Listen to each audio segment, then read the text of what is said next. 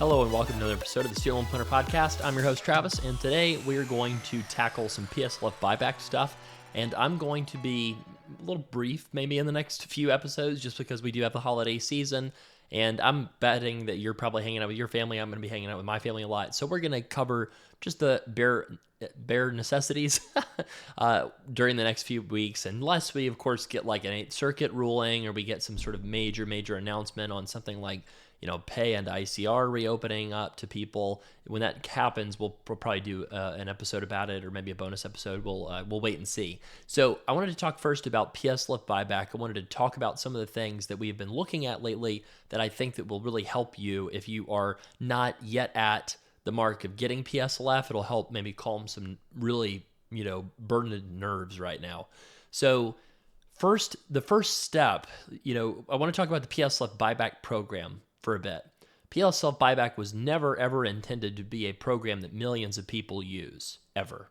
It was created basically as hey, now that we've done the PSLF waiver and the IDR account adjustment, just in case this ever happens again, but the Biden administration said, let's create a program where you can buy back periods that you were in deferment or forbearance so that you can hit that 120 mark so that you don't have to wait longer to get forgiveness in case you did already have the qualifying employment, right? That was the purpose of the PSLF buyback rules that went into place around 2023 with this new PSLF regulation that came out, and it's not a part of the SAVE plan injunction. So the PSLF buyback is not touched by the SAVE plan injunction. Now, the big question is, would a Trump administration try to throw out the PSLF buyback rule, which they could easily do through executive action? I'm going to talk about that in a little bit.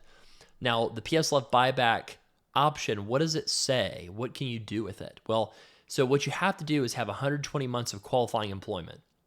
And the way to get there is to go to the studentaid.gov/PSLF help tool website and then make sure you've submitted all of your qualifying employment and you've applied for all of that. So you need to have all that qualifying employment on file first.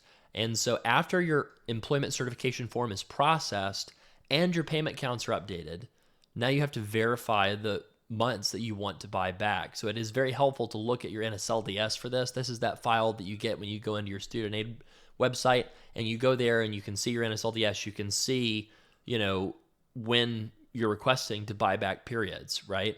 So, what you have to do after that is submit something called a PSLF reconsideration request. So remember the steps.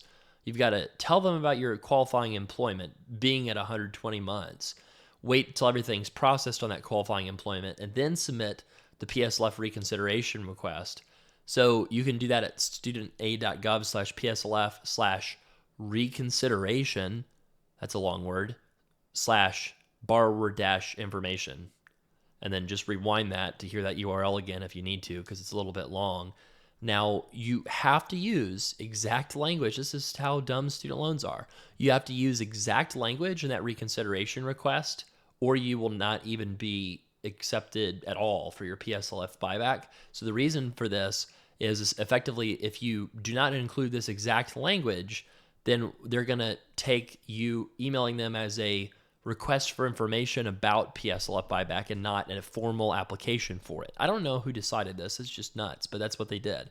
So the exact language that you have to use, which by the way is in the PSLF buyback FAQ on the student aid website, so you don't have to type all this out. I don't want anybody doing that. But the exact language says, quote, I have at least 120 months of approved qualifying employment, and I'm seeking PSLF or TE-PSLF discharge through PSLF buyback. Please assess my eligibility for PSLF buyback. So that's the exact language that you have to include. And if student aid decides that you're eligible to buy back months, they're going to send you a buyback agreement with the amount you have to pay and instructions to pay the full amount within 90 days of their email to you with the buyback agreement. So just so folks know, what is the buyback amount? How do they determine that? So it's technically the lesser of your IDR plan before or after the period of forbearance, whichever's lower. And so that's kind of like for a forbearance that's supposed to be, less than 12 months. Basically, the question is, what if your payment is higher? What if they take away the SAVE plan? What if your payment would have been higher than the standard 10-year plan?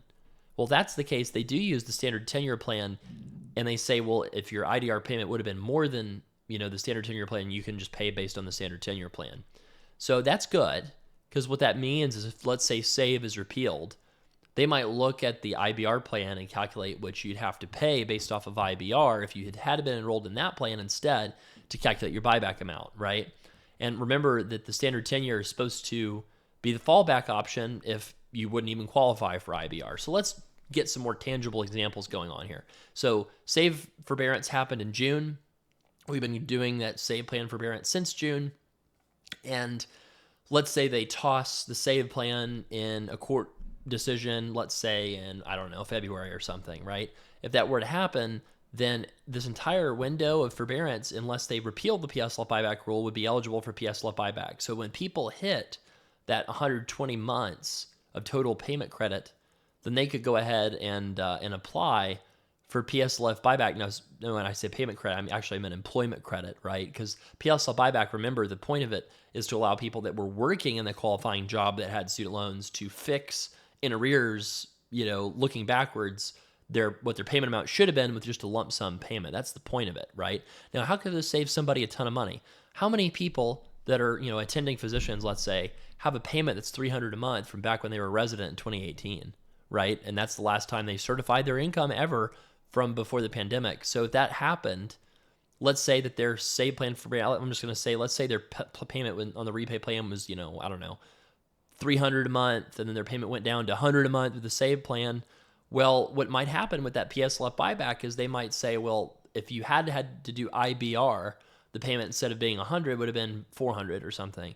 And so they would say, well, 400 times, however many months the save plan forbearance lasts, give us a lump sum check for what the IBR payment would have been. 400 times, let's say it's 8 months that the save forbearance lasts. So you pay your lump sum $3,200. Let's say you have a $320,000 balance or $300,000 balance.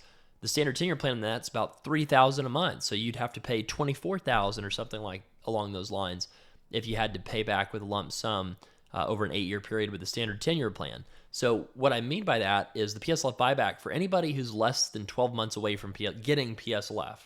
Remember this forbearance would be included in that. So with anybody that's in terms of their qualifying employment after they graduated, after they had the student loans in an active repayment status for the first time ever, right? If you are less than 12 months away from getting PSLF, if all this forbearance did count, then I think PSLF buyback could be a thing for you. You have to, again, get all of your employment credit certified first, get the 120 months on the books, and then go do that reconsideration request in a very exacting kind of way. And what would happen if they repealed this? What would happen if the Trump administration tried to repeal PSLF buyback and the SAVE plan? Well, first off, it depends on how they do it. So, technically, you're supposed to do a negotiated rulemaking, and you have to publish the new rules by November for it to take into effect the following July. So, in theory, the way the negotiated rulemaking is supposed to work is you put forward a new rule, and then you take public comment, and you put it out for public comment, and you publish the rule, and then it goes into you have to do all that by November for it to go into effect July. So in theory, they could repeal PSLF buyback and the SAVE plan through negotiated rulemaking by July 2026. Now for the SAVE plan, I think it'll be repealed a lot sooner than that with the court cases. And the question with PSLF buyback is ultimately, what if they just don't process anything? What if they just choose to not follow the rules that are published and just completely ignore all the applications and just let it sit there and do nothing, right? Now, if that were to happen, I would get constituent services offices involved. If you're a senator or congressperson, I would look for strategically the person who serves in your state senator, your one of your two senators, or your congressperson who serves on the education committee.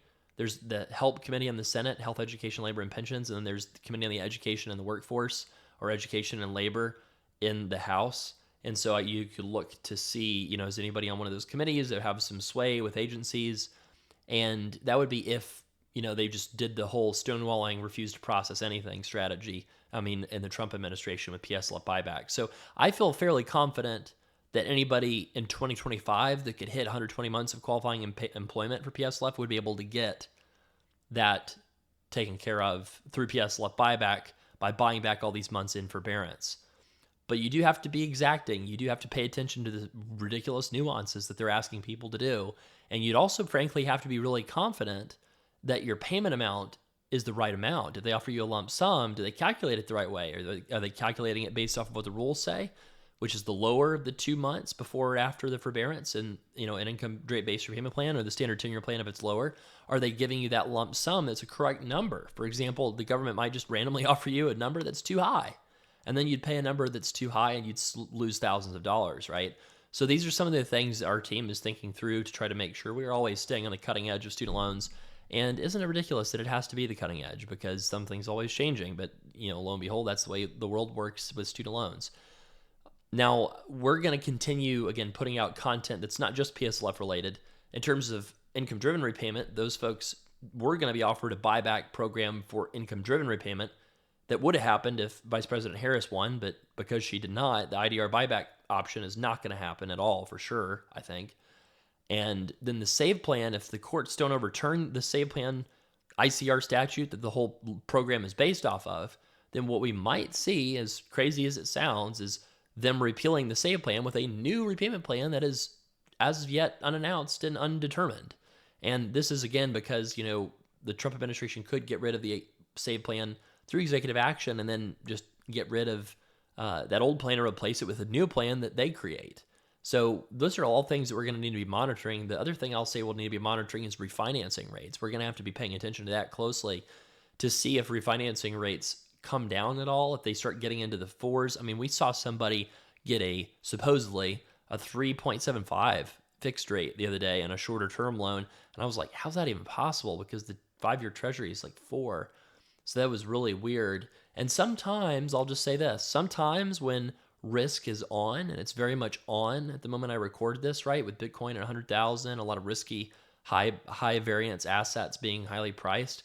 Whenever that happens, you do sometimes see like student loan refi companies kind of falling over themselves to give people deals for different things. So maybe you're a PSLF borrower, maybe you have some private student loans. I mean, I would certainly think studentloanplanner.com/refi is a good time to go and look on your private student loans to see if you could lower your rate if you didn't do it in the super low rate environment of 2021 and 2022. And because it's definitely not anywhere close to that good, but it could be much better than the high rates we saw like more recently this summer, for example. And, if you are in this, I got to pay down my loans camp, well, let's just go ahead and see how long this zero interest SAVE plan forbearance lasts, because we don't want to do anything before that ends because of how all this stuff has happened, right? And it'll also be interesting to see how fast does Trump's Department of Ed, force borrowers to recertify their incomes for the first time, in some cases in several years. Do they even ask people to recertify their incomes? I think they probably will, but we're going to have to watch and see what the speed of things is. I do think it's going to be a lot faster than last time, though, in terms of their boldness of trying things out and trying to, implement policy. I think it's going to be a lot faster this time than it was the first Trump administration. So we have to monitor all this, and of course, we'll do it on this podcast. If you have any questions, studentloanplanner.com/voicemail will feature you in a future pod episode. And if you need a plan, contact your planner if you're working with SLP Wealth, or go to studentloanplanner.com/book if you need to refresh your plan or get a new one. Thank you all so much for listening. Have a wonderful rest of your week.